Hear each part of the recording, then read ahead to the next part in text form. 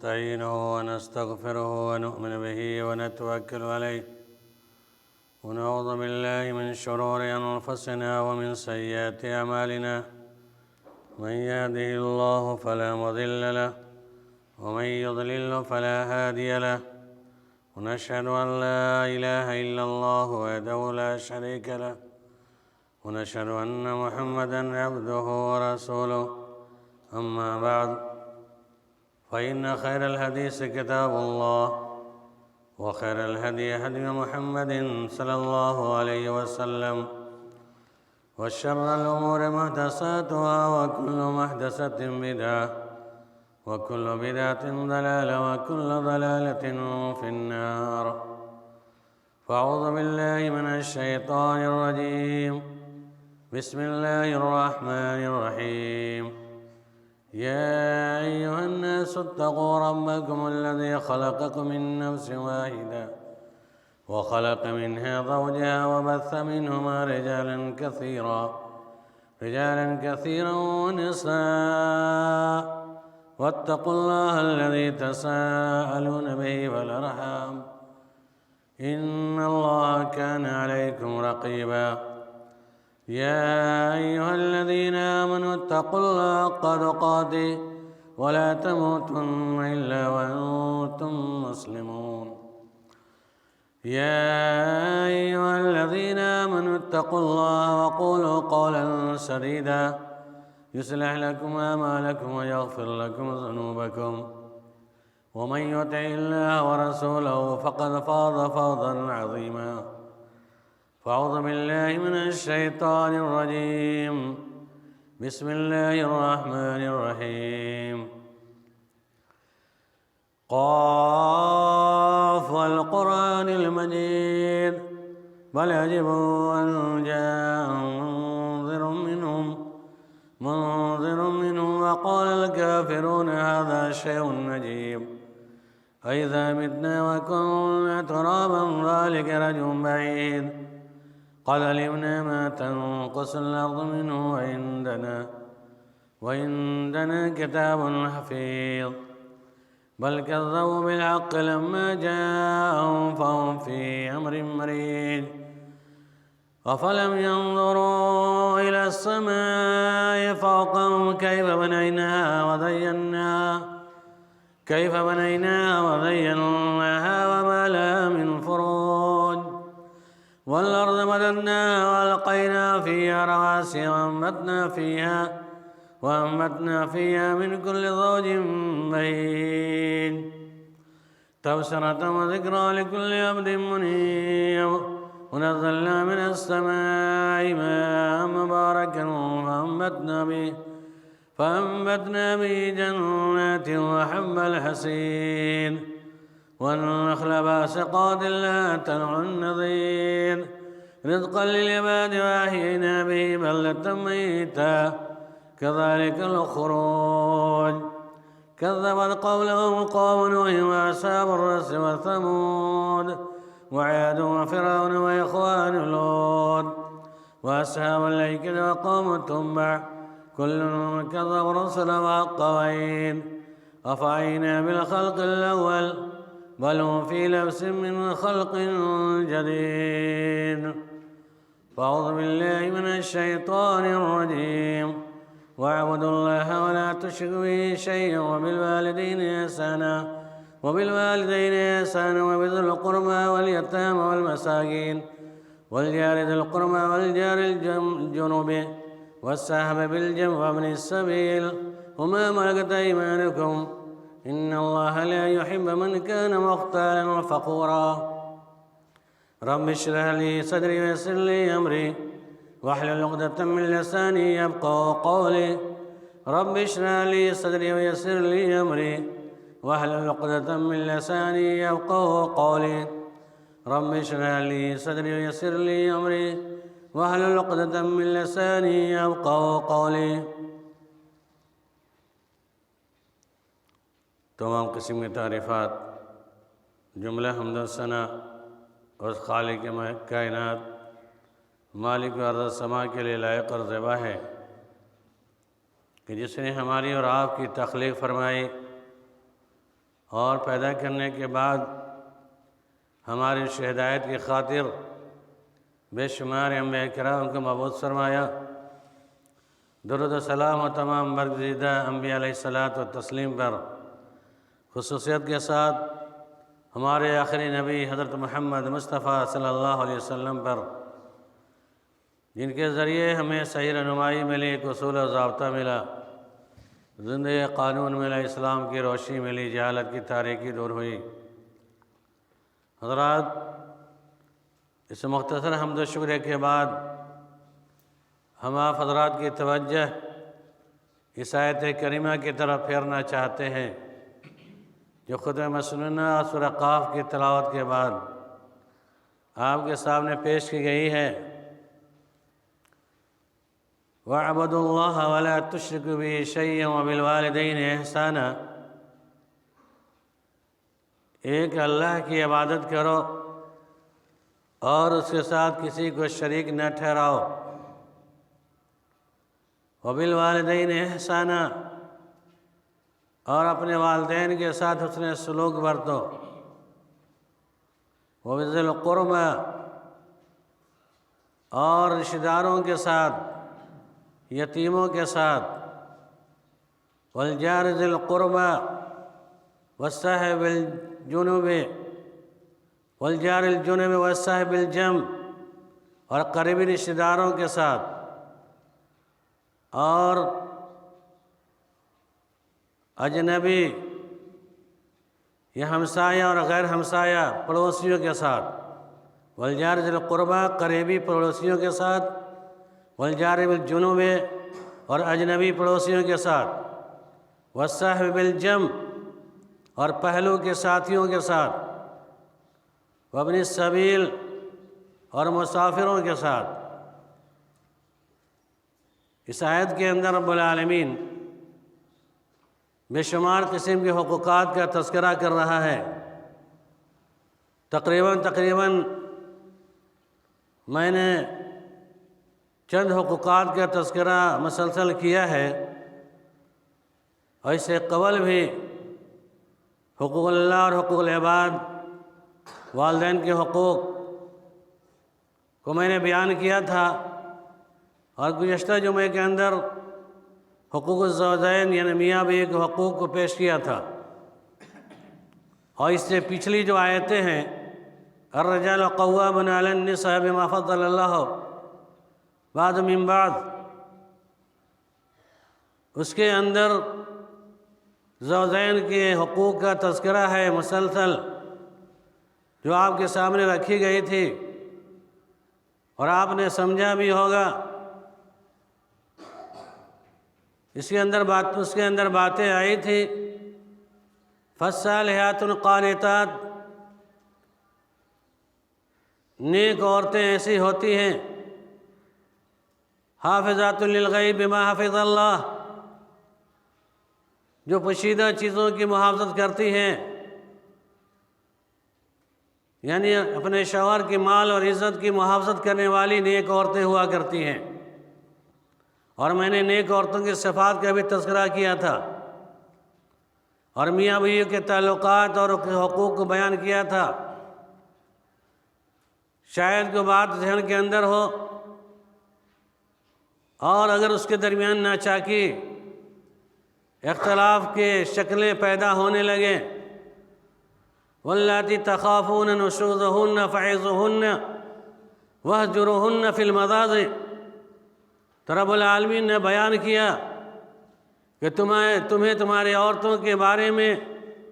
اختلاف کا خدشہ لاحق ہو جائے، یا عورتیں تمہاری بات نہیں مانیں، فعظوہن، اسے تم نصیحت کرو، واہجروہن فی المضاجع، ان کو اپنے بستروں سے الگ کرو۔ اور اس کے بعد بھی ان شکلوں کے بعد، اس صورتوں کے بعد عورتوں کی سدھار نہ ہو، اور تمہیں ڈر ہو کہ زیادہ اختلاف رونما ہو جائے۔ میں نے بتایا تھا کہ واعظ و نصیحت پہلے کرنا ہے، سمجھانا ہے، سمجھانے کے بعد بستر سے الگ کرنا ہے، وَاضْرِبُوهُنَّ، اور ہلکی سی مار بھی مارنی ہے۔ لیکن سختی سے مارنے کی ممانعت ہے۔ اللہ کے نبی صلی اللہ علیہ وسلم نے کہا کہ عورتوں کے چہرے میں مت مارو، اور اسی کی مناسبت سے، اس آیت کی مناسبت سے ایک صحابی رسول اللہ کے نبی صلی اللہ علیہ وسلم کے پاس ایک عورت کو لے گئے جس کا شوہر بہت زیادہ زد و کوب کیا کرتا تھا، یہاں تک کہ مار کر کے اس کے چہرے کو خراب کر دیا تھا، زخمی کر دیا تھا۔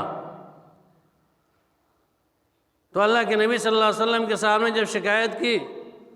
تو اللہ تعالیٰ نے ان آیتوں کو نازل فرما کے ارشاد فرما دیا کہ تم انہیں واعظ و نصیحت کرو، انہیں سمجھاؤ، وَاہْجُرُوهُنَّ فِي الْمَضَاجِعِ، اور ان کے بستروں کو الگ کرو۔ یعنی کہ سدھارنے کا بہترین طریقہ رب العالمین بیان کر رہا ہے، اور انہیں ہلکی سی مار مارو۔ اور اللہ کے نبی صلی اللہ علیہ وسلم نے کہا کہ عورتیں واقعی ٹیڑھی ہوتی ہے، خُلِقَتْ مِنْ ذِلِهِ الْأَيْسَرِ، خُلِقَتْ مِنْ ذِلِهِ الْأَيْسَرِ، عورتیں ٹیڑھی ہڈیوں سے پیدا کی گئی ہیں، لہذا تم اس کے ٹیڑھاپن سے جتنا فائدہ اٹھانا چاہو اٹھا لو، لیکن تم سیدھا کرنا چاہو گے تو نہیں کر سکتے ہو۔ اب سیدھا کرنے کا مطلب یہ نہیں ہے کہ لاٹھی ڈنڈے استعمال کرنا شروع کریں۔ یہ ترتیب اللہ رب العالمین نے بتایا کہ میاں بیوی کے درمیان اختلاف ہو جائے تو سدھارنے کے یہ طریقے ہیں، اور یہ سارے طریقے فیل کر جائیں تو تمہیں اور یہ خدشہ لاحق و اختلاف زیادہ بڑھنے والا ہے، تو تم اس اپنے جانب کی طرف سے بھی، یعنی مرد کی طرف سے بھی اور عورتوں کی طرف سے بھی ایک ایک آدمی کو متعین کرو، یرید اصلاح یوفق اللہ بینہما، دونوں کی نیت اصلاح کی ہوگی، دونوں قاضی کی حیثیت سے، لڑکے والے کی طرف سے بھی لڑکی والوں کی طرف سے بھی ایک ایک آدمی متعین ہوگا، اور بحیثیت قاضی کو بیٹھ کر کے معاملہ کو ظلم کے رفع دفع فرق کرے گا، اور اس کی نیت کے اندر اصلاح مقصود ہوگی تو رب العالمین اس کے اندر اصلاح کی صلاحیت پیدا فرما دے گا۔ یہ ساری تدبیریں ہیں۔ بہرحال موضوع طویل ہو جائے گا، یہ باتیں میں نے بیان کی تھی یاد دہانی کے طور پر، میں نے آج دوبارہ آپ کے سامنے رکھ دیا۔ اس کے بعد رب العالمین نے ایک ذمہ داری اور بھی عائد کی اس کی اگلی آیتوں کے اندر، جو میں نے ابھی آپ کے سامنے تلاوت کی تھی، وَاعْبُدُوا اللَّهَ وَلَا تُشْرِكُوا بِهِ شَيْئًا، تم اللہ کی ایک اللہ کی عبادت کرو، وَلَا تُشْرِكُوا بِهِ شَيْئًا، اور اس کے ساتھ کسی شریک نہ ٹھہراؤ۔ اللہ کی عبادت اور اس کے عبادت کرنے کی جو طریقے ہیں وہ بھی حدیث کے اندر بیان کیا گیا۔ اللہ کے نبی صلی اللہ علیہ وسلم، حضرت معاذ بن جبل رضی اللہ تعالیٰ عنہ سے روایت ہے، وہ کہتے ہیں کہ کنت ردیف النبی صلی اللہ علیہ وسلم علی حمار، ہم اللہ کے نبی صلی اللہ علیہ وسلم کے ساتھ گدھے پر سوار ہو کر سفر کر رہے تھے، اور ہم گدھے پر نبی صلی اللہ علیہ وسلم کے پیچھے بیٹھے ہوئے تھے۔ آپ صلی اللہ علیہ وسلم نے پوچھا، یا معاذ اتدرون ما حق اللہ علی العباد، کیا تم جانتے ہو کہ بندوں کا حق اللہ پر کیا ہے؟ اللہ کا حق بندوں پر کیا ہے؟ بندے پر اللہ کا حق یہ ہے کہ اللہ تعالیٰ کی عبادت کرے، اس کے اندر کسی شریک نہ ٹھہرائے، اور اللہ کا حق بندوں پر یہ ہے کہ اللہ اس بندے کے عمل پر خوش ہو کر کے اس کے کیے ہوئے عمل کو دیکھتے ہوئے اس کو عذاب نہ دے۔ تو اللہ تعالیٰ کی عبادت کرنے کا حکم اور غیر کی شرکت کی ممانعت اس آیت کے اندر ثابت ہے، اور عبادت کے طریقے بتائے گئے ہیں۔ ایسا نہیں کہ ہماری عبادت کی طرح ہاتھ باندھے نیت باندھے کھڑے ہیں، ثنا بھی پڑھ رہے ہیں، صرفاتیں پڑھ رہے ہیں، نماز میں کھڑے ہیں، لیکن دل و دماغ کہیں اور ہے، شیطانی وسوسے ہمارے دماغ میں بھرے پڑے ہیں۔ اس کی بھی نشاندہی اللہ کے رسول نبی صلی اللہ علیہ وسلم نے کر دی کہ اعبدوا اللہ کأنک تراہ، کہ تم اس طریقے سے اللہ کی عبادت کرو گویا تم اللہ رب العالمین کو دیکھ رہے ہو، اور اگر یہ گمان نہ ہو تو سمجھو کہ رب العالمین تجھے دیکھ رہا ہے۔ گمان کرو، یقین رکھو کہ رب العالمین ہمارے حرکتوں کو دیکھ رہا ہے۔ تو عبادت کی تعریف اور اس کے طریقے بتائے گئے ہیں، یعنی خوش خضوع کا مطلب۔ بہرحال رب العالمین نے کہا وَاعْبُدُوا اللَّهَ وَلَا تُشْرِكُوا بِهِ شَيْئًا، اللہ کے ساتھ کسی شریک مت ٹھہراؤ۔ وَبِالْوَالِدَيْنِ إِحْسَانًا، والدین کے ساتھ حسن سلوک کا معاملہ برتو، اور حسن سلوک والدین کے حسن سلوک کے سلسلے میں نے خطبہ دیا تھا، حقوق الوالدین کے کیا فضیلتیں ہیں، کیا مرتبے ہیں، شاید کہ باتیں آپ کے ذہن کے اندر ہوں۔ رب العالمین نے مختلف جگہوں پر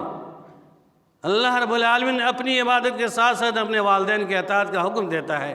کیونکہ دنیاوی زندگی کے اندر طریقے کے اعتبار دنیا میں آنے کے جو ذریعہ ہوتا ہے انسان کا، وہ والدین کا طریقہ ہوتا ہے۔ اس لیے اللہ تعالیٰ نے اپنی اطاعت کے ساتھ ساتھ اپنے والدین کی اطاعت اسے سلوک کا معاملہ برتنے کا حکم دیا۔ اس کے بعد وبالوالدین احسان وبذی القربى والیتامى، اور رشتہ داروں کے ساتھ، یتیموں کے ساتھ، والجار ذی القربى، اور رشتہ دار پڑوسیوں کے ساتھ، والجار الجنوب، اور غیر مانوس پڑوسی کے ساتھ بھی، والصاحب بالجنب، اپنے پہلو کے ساتھیوں کے ساتھ، یعنی قریبی رشتہ داروں کے ساتھ، پڑوسیوں کے ساتھ، ہمسایوں کے ساتھ، غیر ہمسایہ پڑوسیوں کے ساتھ۔ اور جم صاحب الجم کا مطلب ہوتا ہے پہلو کے ساتھی سے مراد ازواج متعین بیوی ہی مراد لی گئی، یا مسافر ہوں، مسافر کے ساتھی ہوں، یا سونے والے ساتھی جو ہو جس سے عورت مراد ہے، یا کاروباری ساتھی ہو، تمام چیزیں اس میں داخل۔ تو پڑوسیوں کا بھی بہت بڑا مقام ہے، رشتہ داروں کا مقام ہے۔ ہمارے رشتہ داروں کے اندر ماں باپ کے ساتھ جہاں اس نے سلوک کا معاملہ برتنا ہے، ویسے ہی ہمارے رشتہ دار کے اندر خاندانیالی اعتبار سے ہو، دادیالی اعتبار سے ہو، سسرالی اعتبار سے ہو، یا کسی بھی اعتبار سے اگر رشتہ داریاں آ رہی ہیں تو ان رشتہ داروں کی بھی خبر گیری کرنا اور ان کے ساتھ احسان یا حسن سلوک کا معاملہ برتنا ہماری ذمہ داری ہے۔ نہیں کہاں ہے؟ اور جس کی ماں فوت ہو جائے اس لڑکے کی ذمہ داری یہ ہے کہ ماں کی جگہ پر اسے خالہ میسر ہو تو خالہ کی خدمت کرے۔ باپ کا انتقال ہو جائے تو باپ کی جگہ پر اس کے بڑے بھائی ہو، باپ کے یا چھوٹے بھائی ہو یا چچا ہو، اس کی محافظت کرے، اس کے ساتھ حسن سلوک کا معاملہ برتے۔ بہت ساری چیزیں ہیں رشتہ داریوں میں۔ وجار ذی القربى، اور پڑوسیوں کے ساتھ، خواہ وہ اپنے قریبی پڑوسی ہو یا غیر قریبی پڑوسی ہو، پڑوسی کی اہمیت بتائی گئی ہے۔ اللہ کے نبی صلی اللہ علیہ وسلم نے کہا من کان یؤمن باللہ والیوم الآخر، من کان یؤمن باللہ والیوم الآخر، جو شخص اللہ پر یوم آخرت پہ یقین رکھتا ہے، ایمان رکھتا ہے، فلیکرم جارہ، تو اپنے پڑوسی کی عزت تکریم کرے، تعظیم کرے پڑوسیوں کے ساتھ، پڑوسیوں کا لحاظ رکھے، پڑوسیوں کی دیکھ ریکھ کریں۔ اللہ کے نبی صلی اللہ علیہ وسلم مزید ارشاد فرمایا کہ لا يدخل الجنہ، وہ شخص جنت میں نہیں داخل ہو سکتا ہے، لا یمن جارہ بوائقہ، کہ اس کے پڑوسی اس سے مانوس نہ ہو۔ پتہ چلا اگر ہمارا پڑوسی کوئی شخص ہے، اگر اس کو ہم نے تکلیف پہنچائی ہے تو ہمارے تکلیف پہنچانے کی وجہ سے وہ اگر مانوس ہے یا غیر محفوظ ہے ہمارے حرکات و سکنات سے، تو ہم جنت میں نہیں داخل ہو سکتے ہیں۔ لہذا اگر ہم اپنے اعمال کی اصلاح چاہتے ہیں، جنت کی حصولیابی چاہتے ہیں، تو اپنی اصلاح کے ساتھ ساتھ جہاں اپنے والدین کی خدمت کرتے ہیں، جہاں اپنے رشتہ داروں کے لحاظ کرتے ہیں، وہیں ہمیں پڑوسی کا بھی لحاظ کرنا ہوگا، پڑوسی کی دیکھ ریکھ کرنی ہوگی، نہیں تو ہم جنت ہمیں نصیب نہیں ہو سکتی ہے۔ مسند احمد کی روایت ہے، اللہ کے نبی صلی اللہ علیہ وسلم کے سامنے ایک عورت کا تذکرہ ہوا کہ اللہ کے نبی صلی اللہ علیہ وسلم ایک ایسی سماج کے اندر کہ ایسی عورت ہے کہ وہ اپنے آپ کے اندر متقی پرہیزگار شمار کرتی ہے، اس کے نمازوں کا وَإِن تُكْسَرَ صَلَاتِهَا، یعنی ان کی نمازوں کی کثرت، ان کے روزوں کی کثرت، ان سے صدقہ خیرات کی کثرت ہوتی ہے، یعنی بہت ہی زیادہ صدقہ خیرات کرنے والی، بہت زیادہ نمازوں کے اہتمام کرنے والی، وہ روزے رکھنے والی ہیں، لیکن اپنے زبان کے ذریعے سے اپنے پڑوسی کو زیادہ ستانے والی ہے، یعنی اپنی زبان گندی چیزوں کے استعمال گندی زبان استعمال کرنے کی وجہ سے اس کا پڑوسی محفوظ نہیں ہوتا ہے، تو آپ صلی اللہ علیہ وسلم نے کہا وَهِيَ فِي النَّارِ، وہ جہنم میں داخل ہوگی۔ وہ جہنمی ہے۔ ہم بھی اپنی زبان کو استعمال کرتے ہیں گالی گلوچ کے اندر،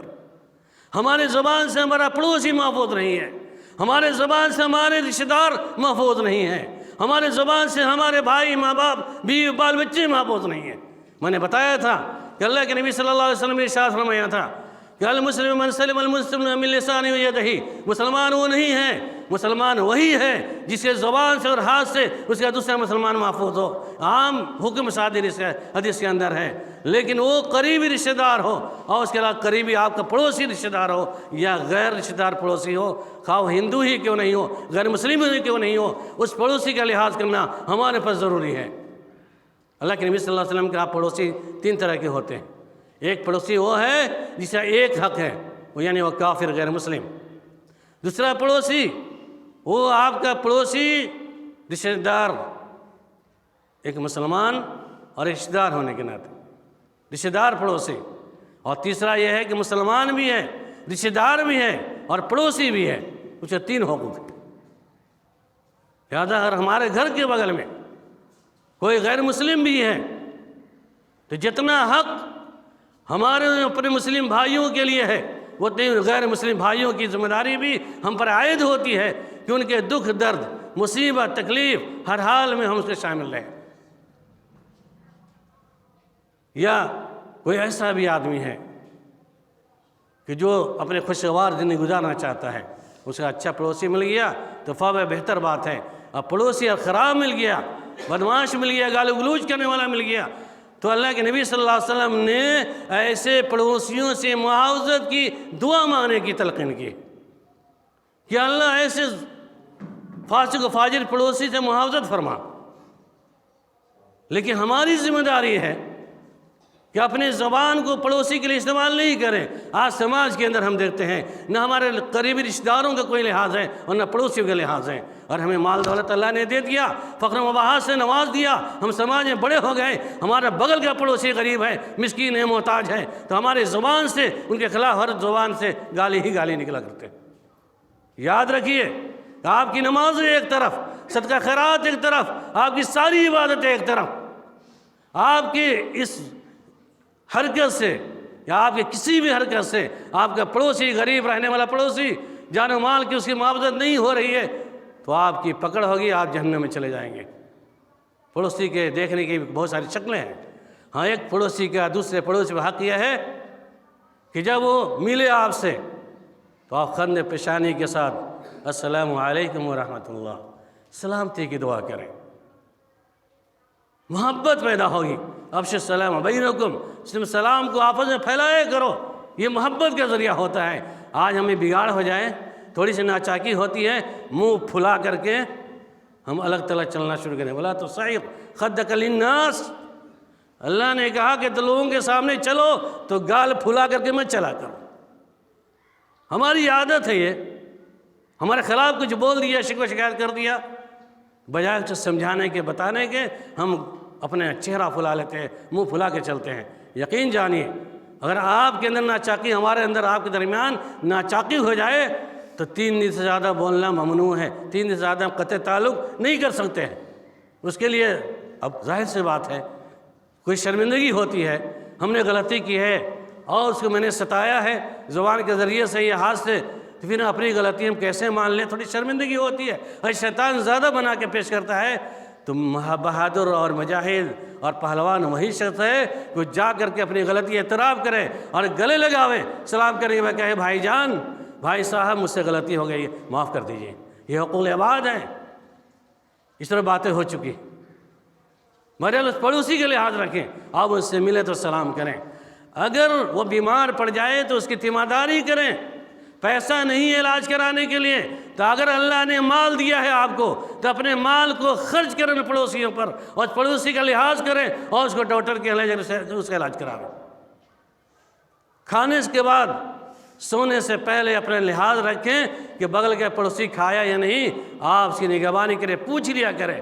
ایسا نہ ہو کہ آپ تو آسودہ ہو کر پیٹ بھر کے کھا لیا ہو، کھانا کھانے کے بعد سونے کی تیاری میں ہو اور آپ کا بغل کا پڑوسی میسر نہ ہونے کے باوجود، میسر نہ ہونے کی صورت میں بھوکا پیاسا سو جائے، یقین جانیے رب العالمین محاسبہ کرے گا، پوچھے گا کہ تم تو کھا کر سو گئے، تمہارا فلاں پڑوسی بھوکے تھا، تم نے کیوں نہیں اسے کھلایا؟ اور 40 گھروں تک ایک پڑوسی کے ہاتھ دوسرے پہ ہوا کرتا ہے، 40 گھروں تک۔ یہ مسلمان کی ذمہ داری ہے اور ہماری آپ کی ذمہ داری ہے۔ یہ ساری ذمہ داریاں سنت محدود ہیں، ساری فضیلتیں قرآن و حدیث کے اندر موجود ہیں، ہم سن لیتے ہیں خطبے کے اندر سے، لیکن عمل کی جب بات آتی ہے ہم چنے دگری نیست، ہم سے بڑا کوئی ہو نہیں سکتا، دوسرا کیسے ہو سکتا ہے؟ لہذا پڑوسی کی ذمہ داری کریں۔ قرض کی ضرورت پڑ جائے، مال کی کمی ہو جائے تو اپنے مال کو استعمال کرے پڑوسیوں کے اوپر، اس کے دکھ درد میں شامل ہوں۔ اور ابو ذر یا ابا ذر وَإِن طَبَخَتْ، اے ابو ذر، اللہ کے نبی صلی اللہ علیہ وسلم نے ابو ذر سے کہا تھا کہ ابو ذر تم اگرچہ کوئی شوربہ والی چیز پکایا کرو، گوشت وغیرہ پکایا کرو، تو ایسا نہ ہوگا تمہارے پڑوسی کے، تمہارے گوشت کی خوشبو تمہارے پڑوسی کے ذہن و دماغ میں یا ناک میں چلی جائے اور خوش میسر ہو، اور اس بندے کو اتنی وسعت و طاقت نہ ہو کہ وہ گوشت خرید کر کے اپنے بچوں کو کھلا سکے۔ یا ابا ذر، اے ابو ذر، اگر تم گوشت پکاتے ہو تو شوربہ والی چیزوں کے اندر فَأَكْثَرَ الْمَاء، اس میں پانی زیادہ ڈال دو، اور پانی ڈال کر کے شوربہ بڑھا کر کے اس پڑوسی کے گھر میں تم پہنچایا کرو۔ ایسا نہ ہو تمہارے بچے آسودہ ہو کر کھا لیں، تمہارے بچوں کے دل کے اندر خوشی کا احساس ہونے لگے، اور تمہارا پڑوسی اور اس کا بچہ بلغتا ہوا اور ترستا ہوا پوری زندگی گزارتے۔ لہذا وہ شخص مومن نہیں ہو سکتا ہے جو پڑوسی کا لحاظ نہیں کرے، وہ شخص جنت میں داخل نہیں ہو سکتا ہے جو اپنے پڑوسی کو تکلیف پہنچانے کی کوشش کرتا ہو۔ آج ہم اپنے پڑوسی کی خبرگیری کرنے کے بجائے، ہم اسے کھلانے پلانے کے بجائے، ہم اپنے پڑوسی پر برابر ڈنڈا اٹھا کر تیار رہتے ہیں کہ اگر ہمارے خلاف لوگ کچھ آئے گی، یاد رکھیں تمہاری ہمت کیسے ہوئی، تم بولنے کی خوشی ہے تمہارے ڈنڈے سے مار کر تمہارا پیٹ چوڑا کر دیں گے۔ یقین جانیے طاقت کے بلبوتے پر آپ کسی کو مار سکتے ہیں، اور دوسروں کو چھوڑ دیے معاملات حقوق بات کا مسئلہ، آپ کا پڑوسی آپ کی لاٹھی ڈنڈے اور روب سے خوفزدہ رہے گا، اور وہ جیسے اپنے فر و فاقہ کی زندگی گزار کر دنیا سے جائے گا تو اس کا بھی حساب دینا ہوگا، اور آپ سے پوچھ گچھ ہوگی۔ اس لیے اللہ کے نبی نے کہا کہ تم اپنے پڑوسی کی تعظیم کرو، اور وہ مسلمان نہیں ہو سکتا ہے اور جنت میں داخل بھی نہیں ہو سکتا ہے جسے لا یامن جارہ بوائقہ، جس کا پڑوسی اس سے محفوظ نہ ہو، یعنی ہماری ذات سے ہمارا پڑوسی محفوظ نہیں ہوگا، خوش نہیں ہوگا تو ہمیں جنت نصیب نہیں ہوگی۔ آپ سوال آپ کے ذہن میں پیدا ہوگا، جو اچھے پڑوسی ہیں اچھی طرح زندگی گزرتی ہے،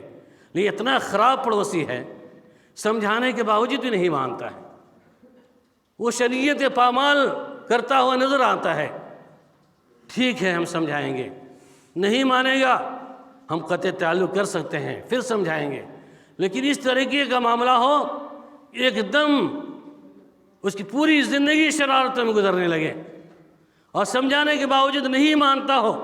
تو ہم اس کے ساتھ کیا کریں؟ ہم کیا کریں اس کے ساتھ؟ پہلے تو ہم اس کی محافظت کی دعا کریں، ان کی اصلاح کی کوشش کریں اور محافظت کی دعا کریں، اور ہدیہ تحائف سلام کلام شروع کریں، اور گھر کے اندر ہدیہ و تحائف دینے کے سلسلہ شروع کریں۔ بگڑا سے بگڑا پڑوسی آپ کا ہوگا، سلام کریں گے، تحفہ تحائف پیش کریں گے، ہدیہ پیش کریں گے، خوش اسلوبی سے ملیں گے، تیمارداری کریں گے،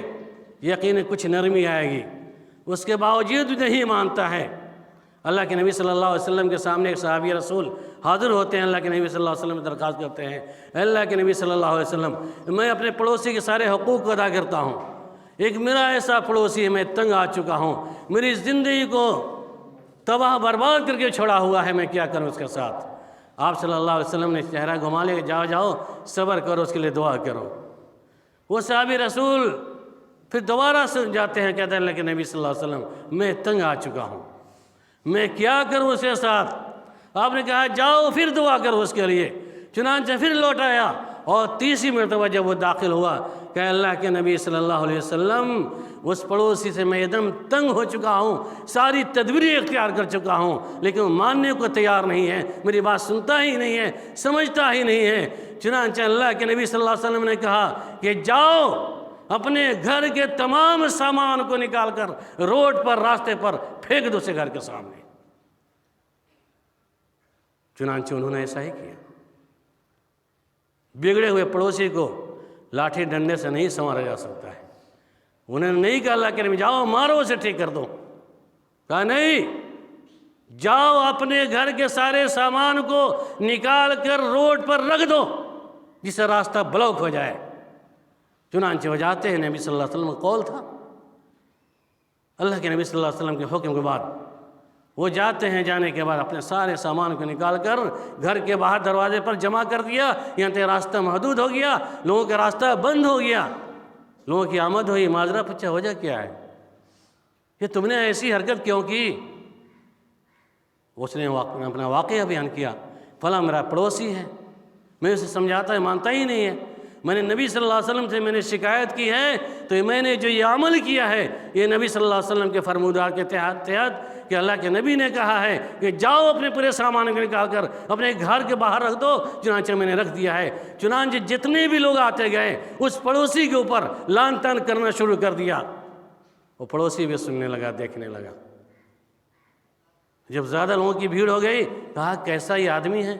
کیسا بے شرم، یعنی کہ اپنی زبان میں لان تان شروع، جب ملامتیں جب شروع ہو گئی، ان ملامتوں کو وہ شخص برداشت نہیں کر پایا، اور کہنے کے بعد، سننے کے بعد وہ شخص کہتا ہے اپنے بھائی سے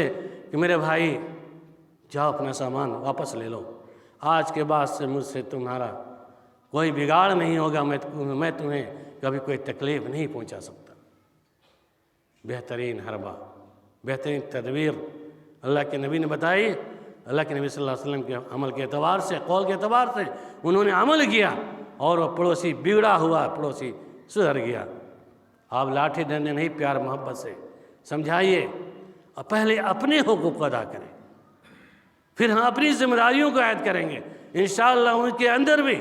اسلامی دولت پیدا ہوگی، اسلامی حمیت پیدا ہوگی، پھر آپ کو محب ہوگا۔ اس کے لیے بہترین ذریعہ اللہ کے نبی نے کہا افشوا السلام بینکم حتی تحاببتم،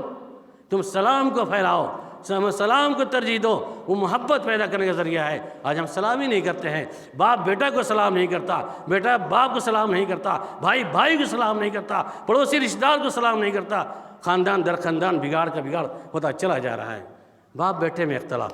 میاں بیوی میں اختلاف، بھائی بھائی میں اختلاف، یہ ساری آیتیں کیوں کر بیان کی گئی ہیں؟ میں نے حقوق الزوجین کے مسئلے کو بیان کیا تھا۔ آج میاں بیوی میں اختلاف ہے، اس کی اصلاح کی کسی فکر نہیں ہو رہی ہے۔ یقین جانیے کوئی ایک دوسرے کی غلطی تو ہوگی، کم و بیش سب کے اندر غلطیاں ہوتی ہیں۔ بھائی بھائی میں اختلاف ہے، پہلے اپنے میاں بیوی کے اختلاف ختم کریں۔ بھائی بھائی میں اختلاف ہے،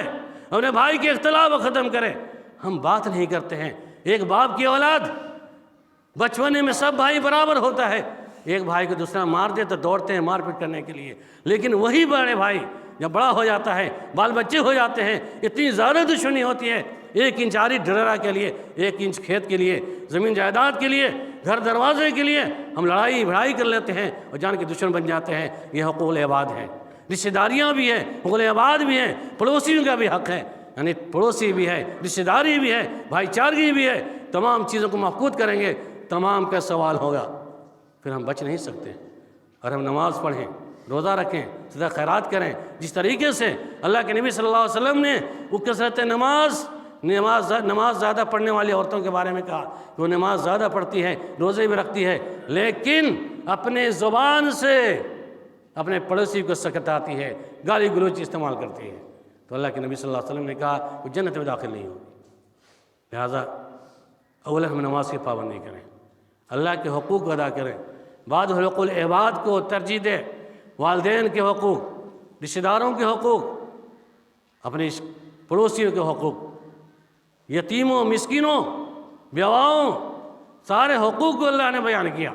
ان تمام کے حقوق کو ہم اپنے ذہن کے اندر بیٹھا لیں اور اپنی عملی نمونہ پیش کریں، بیائیں نہیں۔ ایک ہمارا پڑوس کے اندر یتیم ہو تو ہم یتیم کے ساتھ ویوہار ویسا ہی کریں جیسے کہ اللہ کے نبی صلی اللہ علیہ وسلم یتیم کے ساتھ کیا کرتے تھے۔ ہمارا کوئی پڑوسی ہے تو نبی صلی اللہ علیہ وسلم کے اسوہ کے اعتبار سے پڑوسی کے ساتھ ویسے ہی بیوہار کریں، جس طریقے سے اللہ کے نبی صلی اللہ علیہ وسلم اس بڑھیا کے ظلم و ستم پر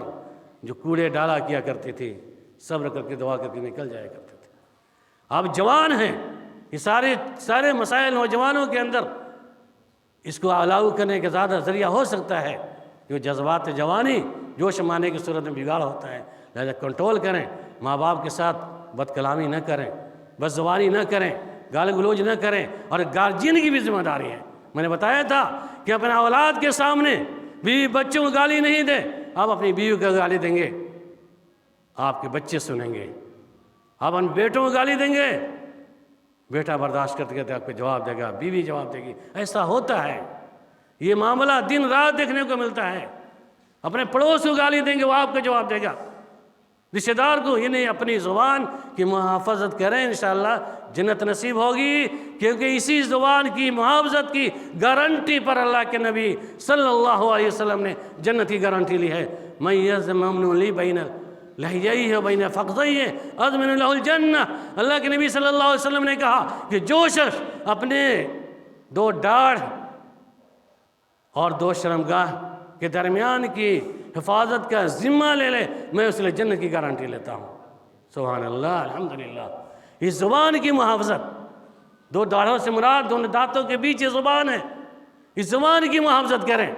اور اپنے دو دارانوں کے درمیان شرمگاہ ہے، اس شرمگاہ کی محافظت کریں، انشاءاللہ اللہ کے نبی صلی اللہ علیہ وسلم نے جنت کی گارنٹی لی ہے۔ لہذا شرط یہ ہے کہ ہم اپنے زبان کو، اپنے شرمگاہ کو کنٹرول کریں، انشاءاللہ ہمارا گھر بھی آباد ہوگا، ہمارے سماج کے رہنے والے بھی خوش ہوں گے، اللہ بھی خوش ہوگا، اور نبی صلی اللہ علیہ وسلم فرمودات کے اعتبار سے جنت کی گارنٹی اللہ کے نبی نے لی ہے۔ انشاءاللہ رب العالمین کے نزدیک ہمیں جنت نصیب ہوگی۔